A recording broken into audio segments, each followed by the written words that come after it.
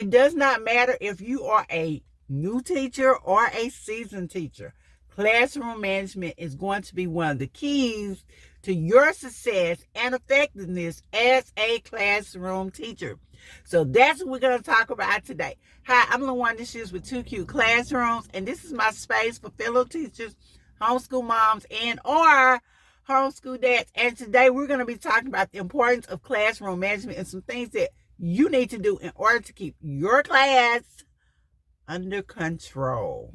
That's probably not the best word, but let's get right into this video. You've heard it before, and I'm going to say it again. One of the key things to you being successful as a teacher is having set routines. You need to have a set way of doing things in your classroom. You need to have a set system. So I always like to start with a bell ringer in the mornings. You know, while my class is coming in and I'm taking attendance or whatever it is, those little mundane tasks that we have to do early in the morning, I make sure that my students have a bell ringer. It is based on whatever my subject is that I teach, and it's based on whatever the skill is that I am teaching for that week. So always have a bell ringer ready for your class. That's my first thing as far as procedures go. I also want my students to know that they need to make sure their pencils are sharpened, or they have the ink pen, or whatever it is they're going to use for the day, that they have their materials out and ready to go. So class, after they've completed their bell ring and done those little mundane tasks, then we're ready to begin our lesson. So we start out with a bell ringer. Next thing we're going to do, we're going to make sure that we're activating their prior knowledge. Now that's going to be up to you what you do to do that. We'll discuss that more in another video, but make sure you activate their prior knowledge. Then you go ahead and begin your lesson. I like to tell my kids what we're going to be doing, what our objective is for the day, for the week, so they already know what they're supposed to be learning. Then we go ahead and we can begin our lesson. While we're doing our lesson, I am constantly checking for understanding. I'm constantly checking for comprehension. I'm asking them questions as I go, and I'm making sure that I don't call the same student all day. But that is a topic for another video. So while I'm doing this, I'm making sure that I'm walking around my class. So proximity does make an important difference with your students. Make sure you're close enough to them that you can immediately put out any little small fires that may be about to start. And what I mean is this keeps them from getting into a lot of trouble. So make sure you are walking around. Make sure you are visible to your students. Make sure that they know you're coming. I also like to surprise them sometimes with calling their name unexpectedly to answer questions. So this is going to keep them engaged. Another important fact in great classroom management is that you have built those relationships with your students. And you may be asking me, what do I mean build those relationships with your students? That means you have already formed a good relationship with them and their parents. Because not only is your student important, but your relationship with their parents is also important too. So another way to manage your class is to make sure that you have gotten your parents involved. And I do understand in this day and time, a lot of our parents work and they need the second income, like a lot of teachers do, because we don't make any money. But we want to make sure that we have gotten our parents involved, and they need to know how important it is for them to be involved.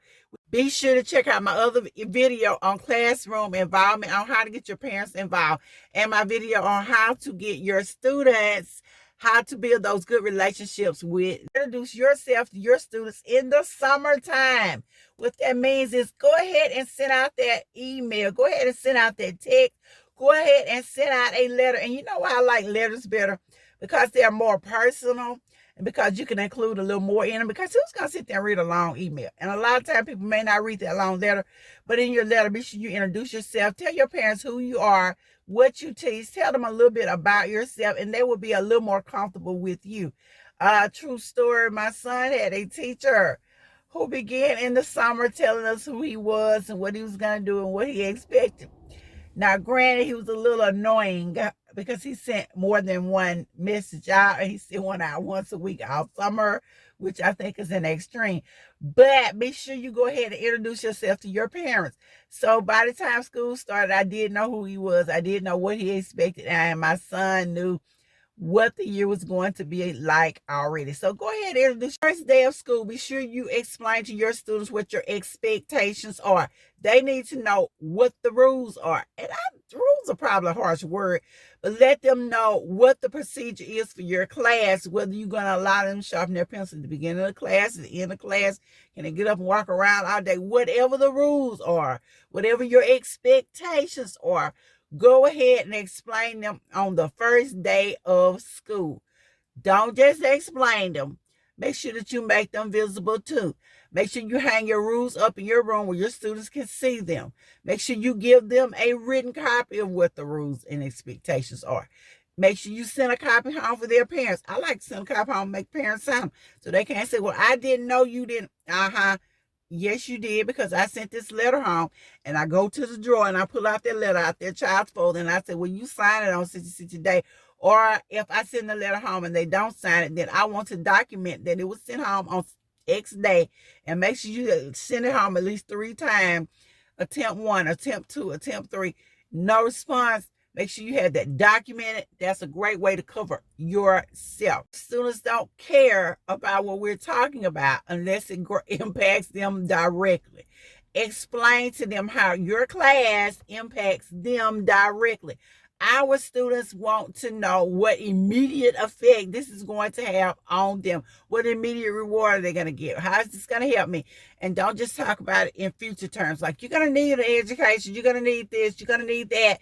In the future, this. No, they want to know, how is this affecting me right now?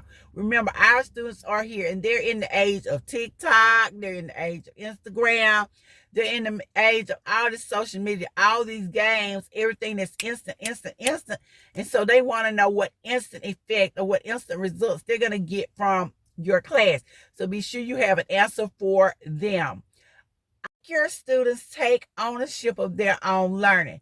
Make them take ownership. Let them know this is for them and not you. They're not doing you any favors by paying attention in your class. They're actually helping themselves.